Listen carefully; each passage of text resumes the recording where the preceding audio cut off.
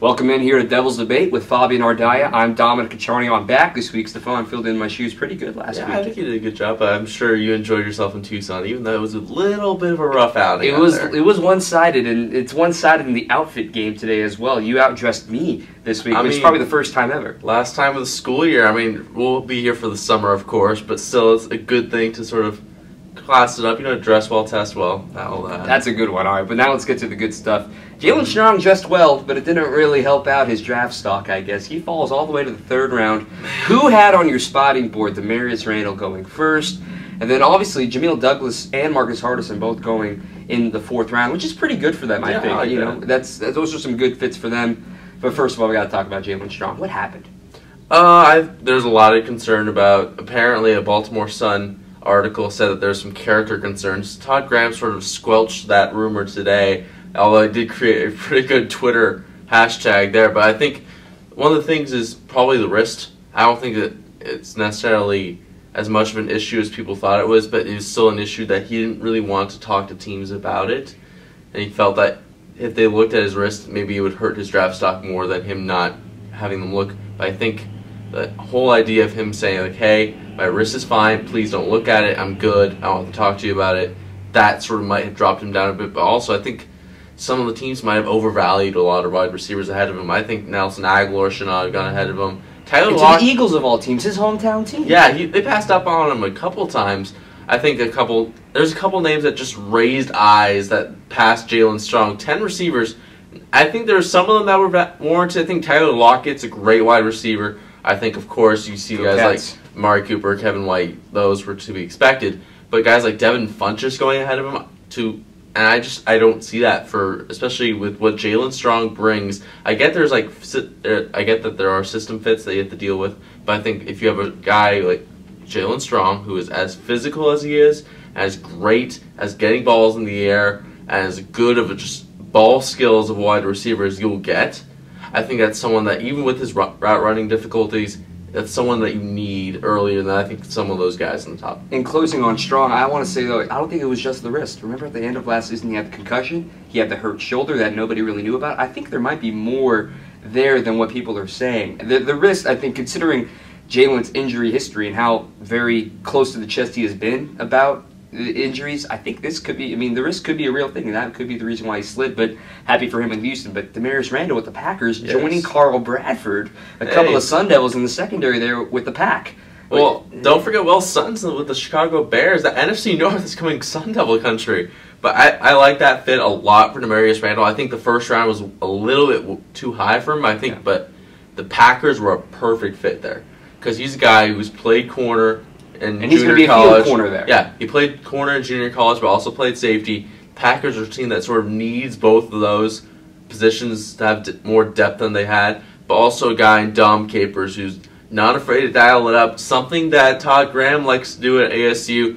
He'll be very comfortable there, and I think it's something that will be a solid fit for him. A little bit early for him. I think he would have been better suited to be in the second, third round, but I think that's a fit that will work out really well. I think some of the other guys that were drafted in the first 4 rounds, Jamil Douglas, Marcus Hardison, I think those are good fits for them. I think that's a good spot for them both to go, even though I had Douglas going more in the 5th round range. And then lastly, Demarie Nelson signs with the Browns, gets a free agent deal with them. Granted, the tight end just doesn't work at ASU, and I'm glad he's getting a fair chance at a club. Well, and also, if you have a guy who has the athletic ability Demarie Nelson had, you're going to stick around the NFL. NFL teams are going to take a look at you no matter what you're going to do, because he showed at the college level he was able to try out multiple positions. He played fullback, played tight end, played defensive end. I think that's something that can sort of continue at the next level. I think he'll be mostly at that fullback range because he showed he could be an inside runner and blocker, but I think he's a guy who will stick around for a little while. And then Taylor Kelly, of course, signing with the Arizona Cardinals, which should be on a tryout.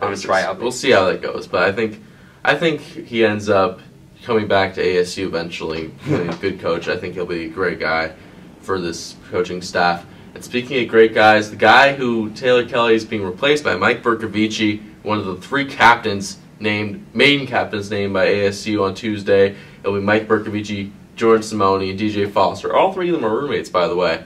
But those are the main 3 captains, by the way. And I think that, those were the 3 named Tuesday.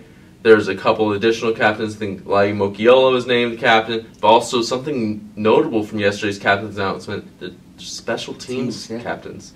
It's Zane Gonzalez and DeAndre Scott. I think that it's a good move, especially with Sean Slocum being hired. I think it's something that sort of reemphasizes the need for special teams to be a focus for this team. Yeah.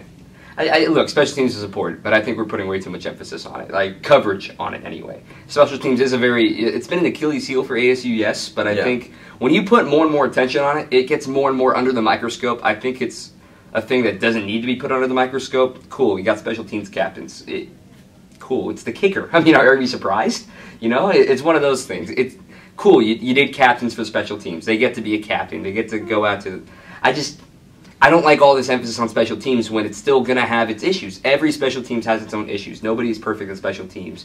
And because Todd Graham is such a perfectionist, that any miniature mistake in special teams sometimes becomes a huge touchdown run, and he just wants to, overhaul it completely. We'll see what Slocum can do with it, though. Well, this spring, I think there's a lot of a learning process for this special teams unit. Slocum, of course, the new coach, you're always going to have problems. But I think they had some issues this spring. I think having guys like Zane Gonzalez and DeAndre Scott, who have been some of the few sort of consistent guys who have been strong on the special teams, it's still a good thing, I think, to have those guys as captains. I don't think it should be getting as much coverage as it's getting, but it's still something that's notable. I think it's something that is important going forward. And I just love Mike Ricci getting the main captain pick. Was that that wasn't a surprise? Well, yeah, he was a captain last year when he was the backup quarterback, but I think he'll be great. I think that on the leadership aspect, I'm sure ASU is in great hands already. So to the hardwood now. This was signed on Tuesday. It kind of swirled around. Maybe it's official, maybe it's not. But apparently it is now. ASU, Kentucky, basketball. ASU will go to Rupp Arena next season, and then they can't come to Tempe because they're Kentucky. They're going to go to the Bahamas in 2017. I mean, talk about it, basketball in the Bahamas. Who doesn't like that? But I like this, but I'm really, really hesitant to get excited about this because if you're not going to beat Kentucky, guys, relax. Still, it's a solid move in the right direction by Bobby Hurley. I get that.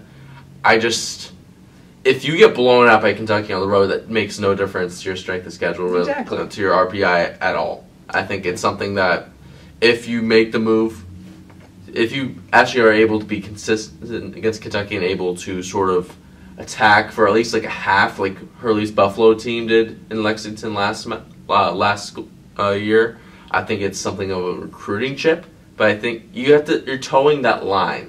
And that's something Herb Sendak never took the risk to do, and I think that's something that shows the kind of coach Bobby Hurley's going to be. Mm-hmm. He's a guy who, within his first month, he's now trying to get them to play Kentucky. They're in the run for Thonmaker. He's a guy who's going to make some names, make some things happen. That's a solid move in the right direction. I'm just hesitant that this is a little bit too soon to make this big of a non-conference opponent. I just hope that it opens new doors. Even if you get blown out, maybe it'll see. I mean, you see the St. John's Las Vegas matchup coming up in December, so that's a good one. That one I expect. Like get your feet wet. That's a good opponent.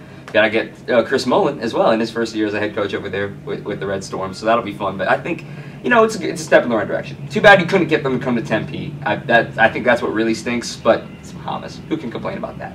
Yeah, I think it depends on how the ASU basketball team shapes up in the next 2 years. If they are able to get talent to come there and they're able to be a consistent team that can sort of contend for the NCAA tournament, this is a great move. But if this is a team that's going to maybe take a step back in the next couple of years, I think it's something that sort of it'll be re-emphasized if they get blown out by a Kentucky team. Well, let's go back on the football field. I think there's been some good news, and there's been Sun Devils who left to the draft, but there's new Sun Devils coming in also. It's part of the recruiting cycle. And another big name coming to ASU is now their second commit after Hunter Camp-Moyer decommitted, but now it's Freddie Hawley, a 3-star running back, has committed to ASU. I think this is a good move. I think it's another running back just put into ASU football stable. I think it's not too noteworthy, but I like this guy's style. I like his shiftiness. I think it's just another guy to put in that running back stable behind Demario Richard, Kalen Balazs. I think that's something that will keep coming out of ASU for years to come. You took the words out of my mouth. Put him in the stable. I think we've talked about this on the show before. Running back depth is huge, and especially if you want to consider Balazs. He's still in that linebacker, third down, pass rusher conversation. So that might we'll see how lose it goes one. in the fall. You never know. I want it to happen. Listen to me. But I still think, yeah, it'll be good. It's you can't put too much into it right now. Look, he's not going to play it down his first freshman year. Because he's going to redshirt. Yeah, exactly. So he's got to get in the stable, got to learn it. It's a good 3-star pickup. This ASU just always seems to get these 3-star, 4-star. They don't get the knockout guys really that often, other than Brady White, which was a huge get for ASU. But I think these 3-star hard workers, these guys that just kind of come in, do their job, they fit roles, they do it, exactly how the coach wants it.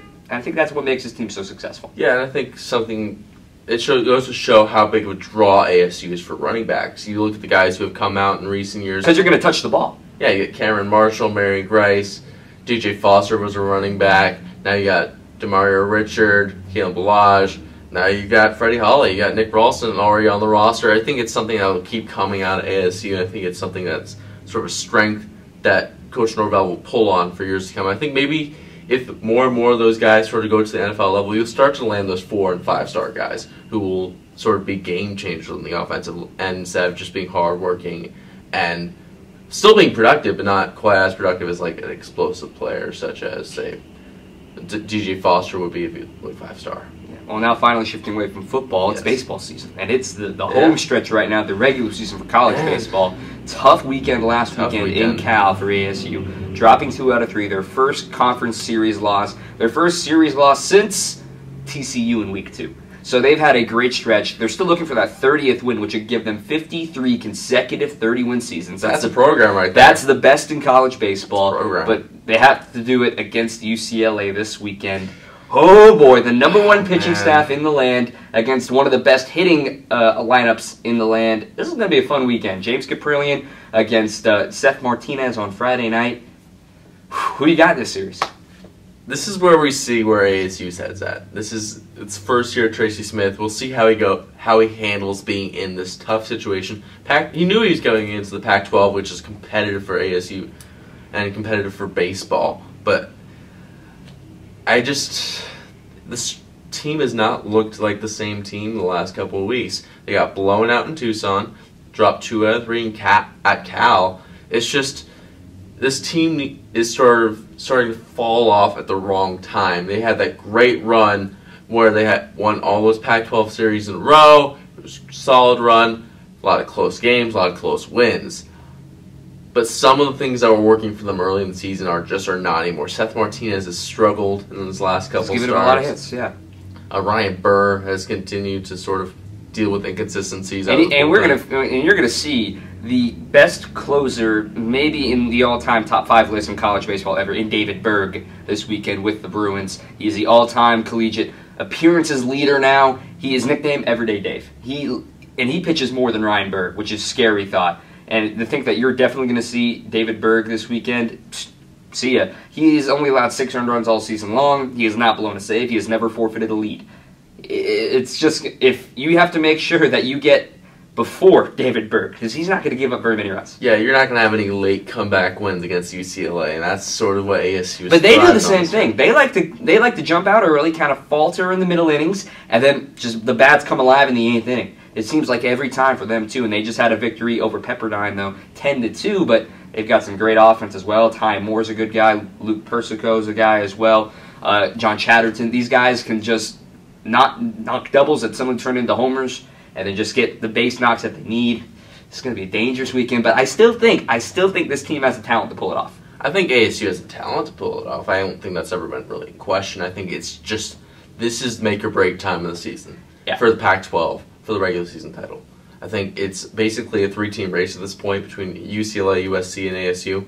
And I think ASU is sort of that third leg that's barely holding on. This is their chance to sort of get back in that conversation. If they get that series win, I think it's something that sort of vaults them back into contention. I think if they drop 2 or 3 or get swept, I think that's sort of, you're looking at just getting ready.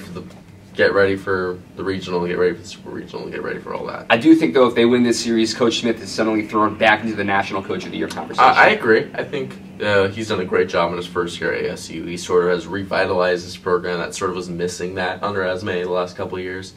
I think he'll be a great coach for years to come. I'm just trying to figure out if this year's team has it, and if Coach Smith has sort of that drive to get them to the next level in his first year. Well, we're talking about championships. I know there's something that Mike Berkovici's talked about a lot for the football team. He's trying to get them NC-16. He keeps tweeting out, and the college football playoff is no matter what, it's coming to Arizona. Is it coming to Arizona State or U of A? We'll figure that out. But well, U of A has a bowl game now. They do have a bowl game, but is it coming to ASU or U of A? Are they going to play in the national championship game? Who knows? But at least it'll be in Arizona. That would be awesome. That would be a territorial cup in Arizona for the national championship. Make it happen. That would break Twitter. That would break Twitter. Well, at least for the state of Arizona, nobody else would watch.